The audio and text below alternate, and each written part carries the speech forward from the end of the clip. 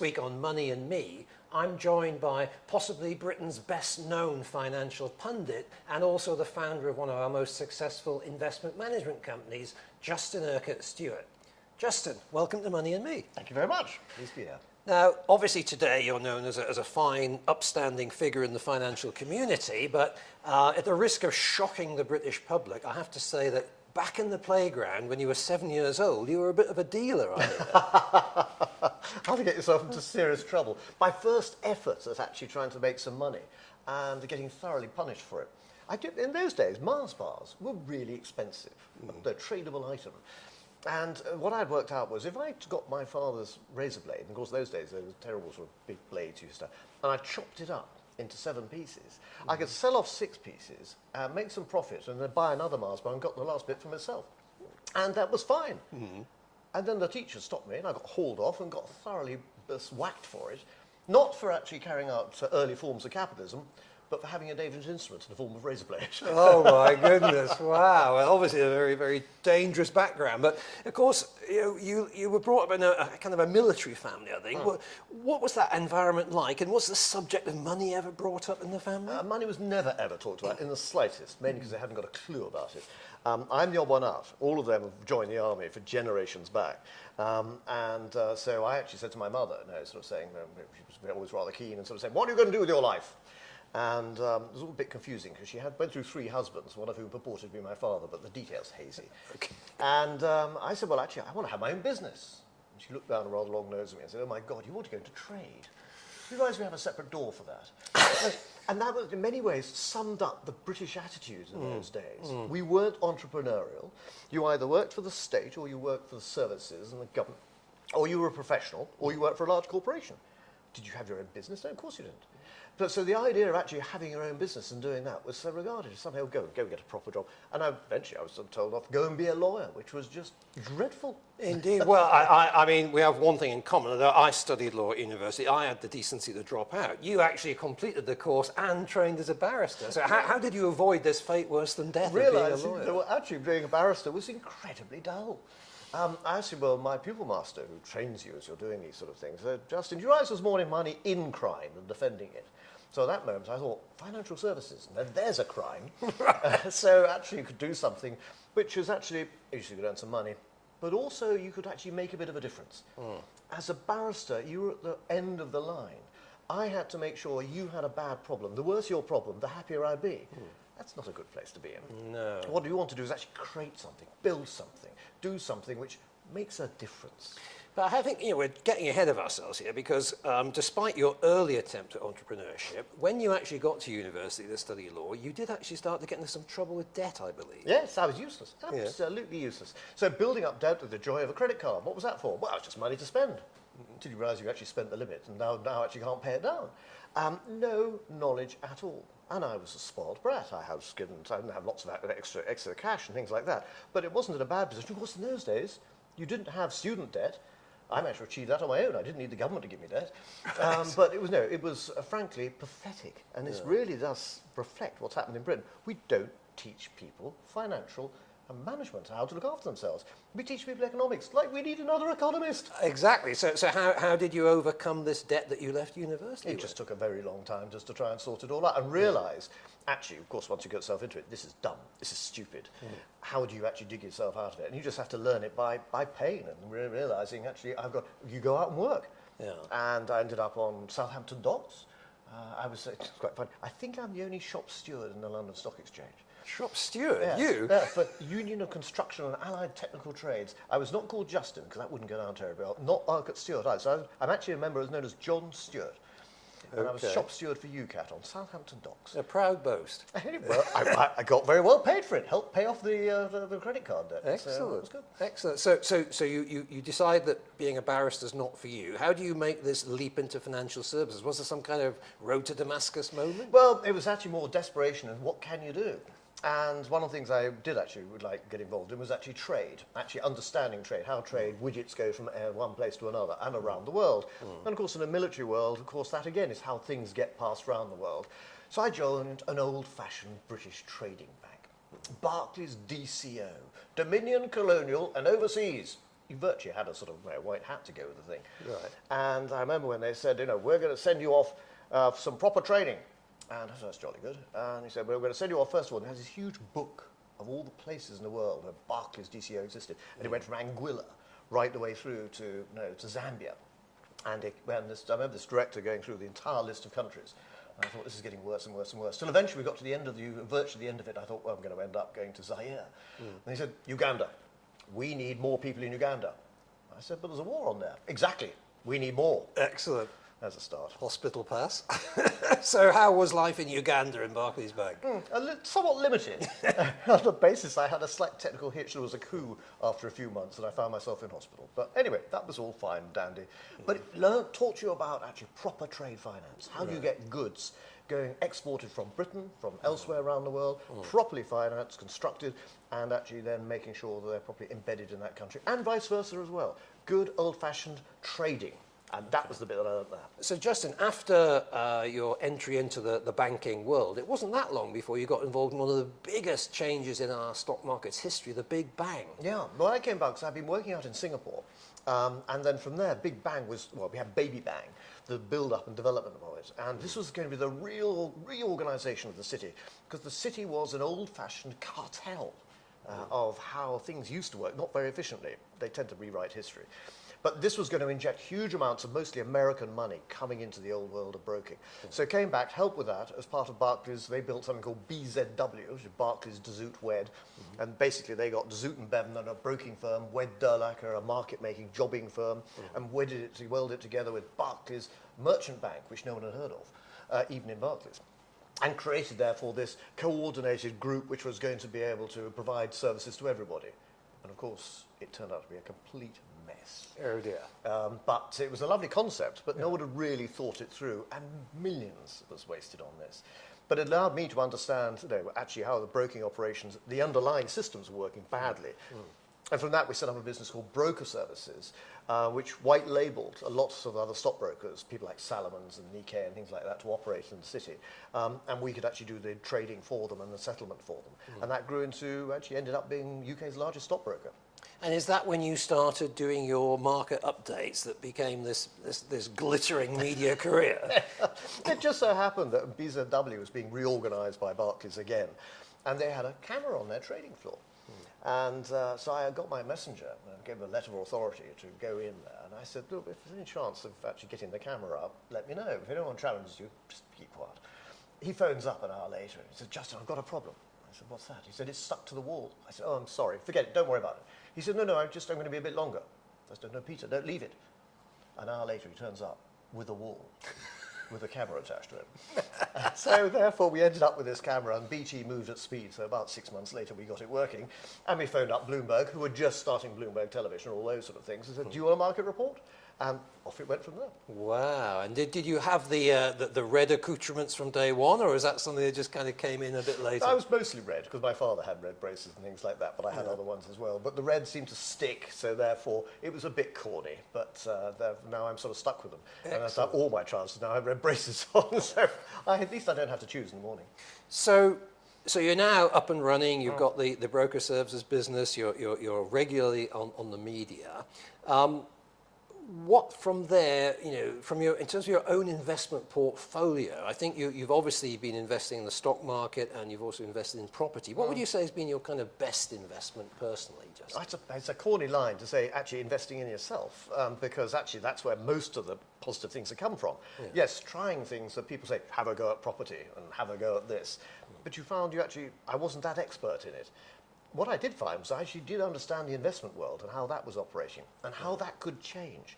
And we were based in Glasgow as well as London, because Glasgow, of course, had its own stock exchange. In those days, there were 7 regional stock exchanges. They should have them still, but anyway. And what was interesting there, we actually developed what became Aimee. And a group of us there wanted to do a smaller companies market, because what's the purpose of a stock exchange? Not to buy and sell shares, that's the second. It's to raise capital in the most cost-efficient and effective manner possible. Yeah. And there wasn't really a smaller companies market doing it properly. So AIM was eventually taken over by the stock exchange. Unfortunately, it's not what it should be. But nonetheless, it gave us the opportunity to understand how that should develop and how private investors could get involved with that and privatizations and demutualizations, that world of popular share ownership, which has sadly sort of died away now.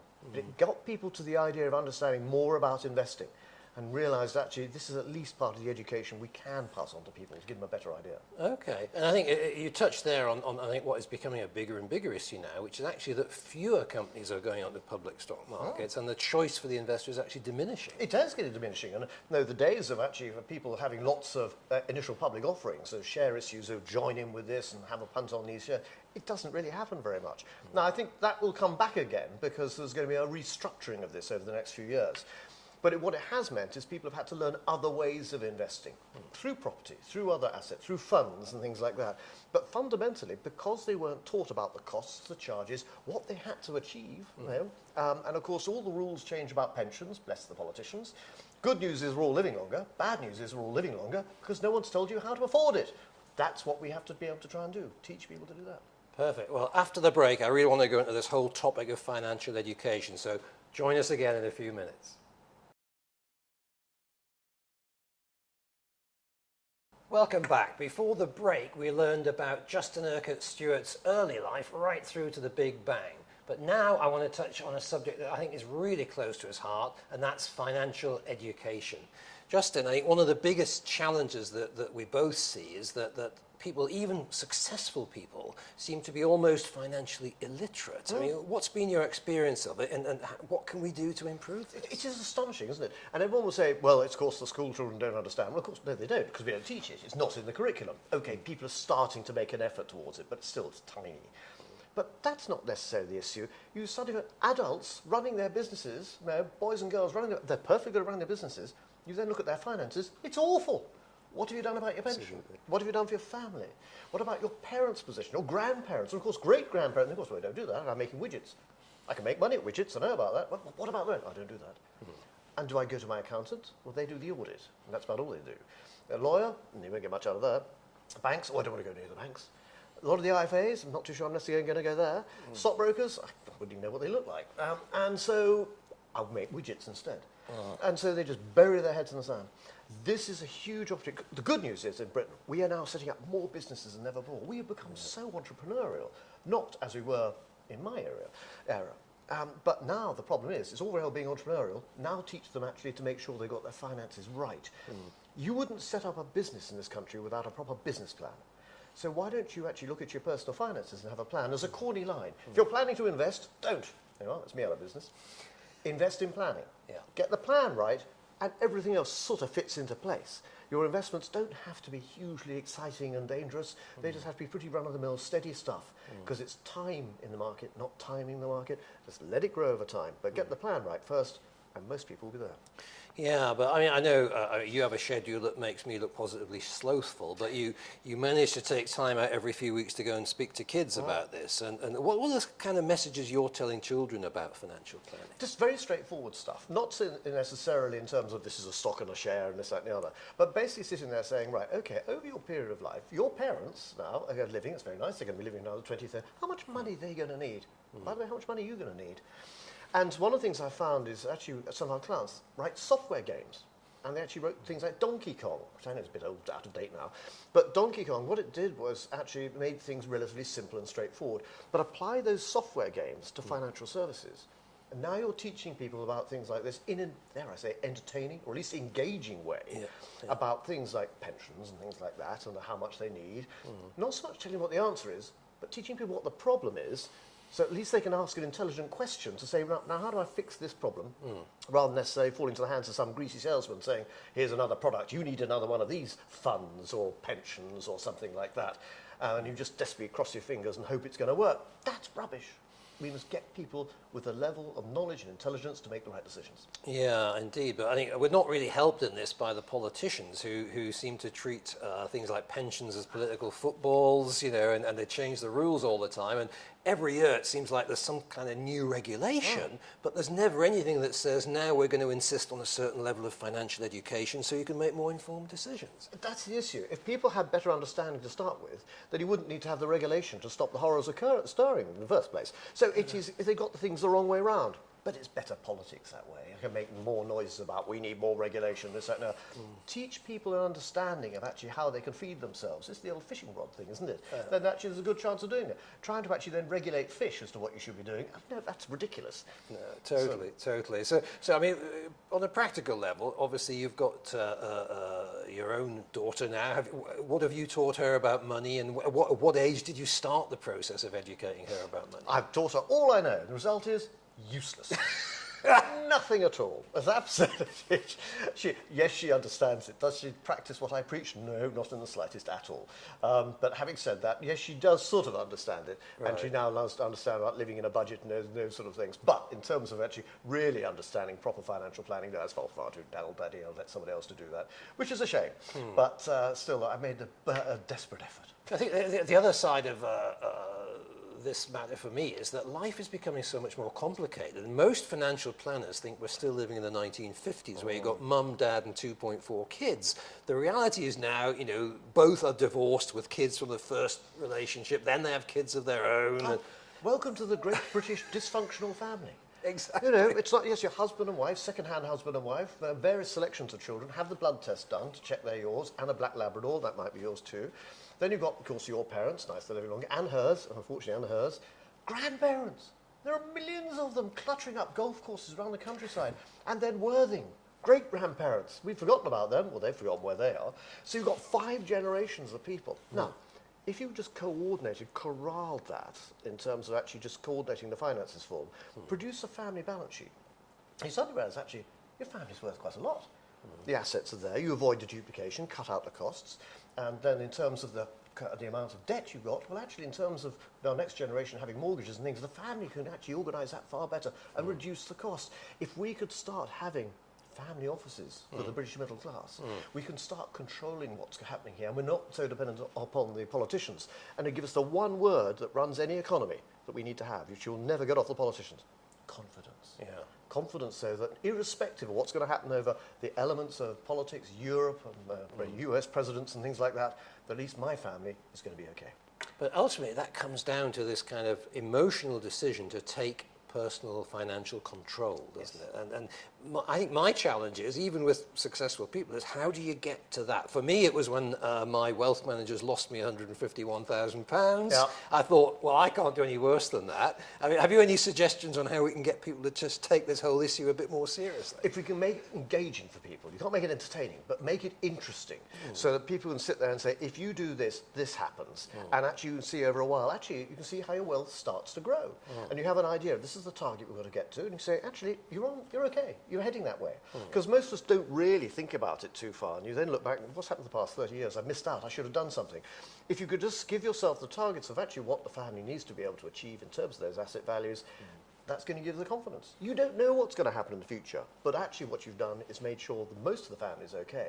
And I put that into my family now, so that with my sister, her children, we've made sure so the education costs are covered, the greater family can pay for that. Then people will pay back into it as well. The family will start not buying the house, but at least start the mortgage, get that going. So giving people the starters, but understanding the responsibilities they've got to go with it as well. That, I think, is the way we can start to try and go about it. Because there's going to be this enormous transfer of wealth between the generations, isn't there? Yeah. And I worry about whether, say, the millennials are ready to be stewards of that family wealth. Absolutely, and it's a one-off issue. Because, you know, over the next few decades, that got, including me and you, we disappear. And so actually we've got to be able to do this over the next few years and make sure the millennials do realise that actually, yes, they've had, you know, we were the ones who benefited from the property boom, they've got the property bust, but actually, if they can actually take all those issues in terms of those assets coming through to them and manage those properly over the time, they're going to be okay. Okay, well, there's a lot of education and planning still to do. Yep. Now, we've talked a little bit about how you give back in terms of your time with schools, but you're also getting involved in a new initiative called Investors in Community. What's that all about? This is the whole idea whereby companies increasingly have to have form of social responsibility. And increasingly, there's going to be more of that. What are you doing to make sure, as a company, you're giving back? Because I was always taught in terms of business school things, you've got various groups you have to look after. That awful word, stakeholders, which are your employees, shareholders, but also your customers, and the people you actually work with, but also society. If you upset any one of those groups, you'll get heartily kicked. The banks managed to upset all of them, and quite rightly got a hearty kicking. So companies are increasingly going to have to start saying, actually, what are we doing? Now look inside the companies. A lot of those people are doing a lot of good charitable stuff, often off their own back. They're putting money in. So why don't companies have a means of actually measuring this? And those that are participating, they earn community credits. Those community credits can be cashed in for cups of coffee and other bits and pieces. But they can measure how much, they're getting some recognition for what they're doing. Meanwhile, the company, for what only also they're participating in, but what their employees are doing, are also able to measure it. So they can turn around to their shareholders and say, this is what we're doing. So it helps companies actually make sure they're behaving the right way and measure it.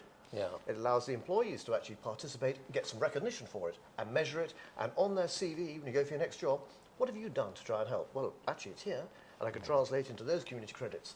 That's what we can try and do. So it's not patronising, it's actually allowing people to get recognition and companies to start taking control of this. Okay. So I spoke recently at an event called Wealth and Society, which is all about philanthropy. And what they said was the big problem was that it's all too fragmented. And we need to try and bring all this energy and effort together to tackle the big issues. Is that one of the things you hope to achieve with investors? Well, yes, because what it can do is allow people then to actually control where they're doing their charitable giving. It also cut out some of the cost for it as well, because all those charitable giving, suddenly you find 5% disappears. Actually, no, you don't have to do the 5%. So you can actually reduce that cost, but actually corral that giving into not just charities, it may be projects, maybe local projects, sometimes larger ones, that companies themselves want to get involved in, employees want to get involved in. And this allows it to happen and be able to then get some of that recognition for it. If you can do that, reduce the cost, and increase the proportion of giving back into it, then I think that'll be very helpful.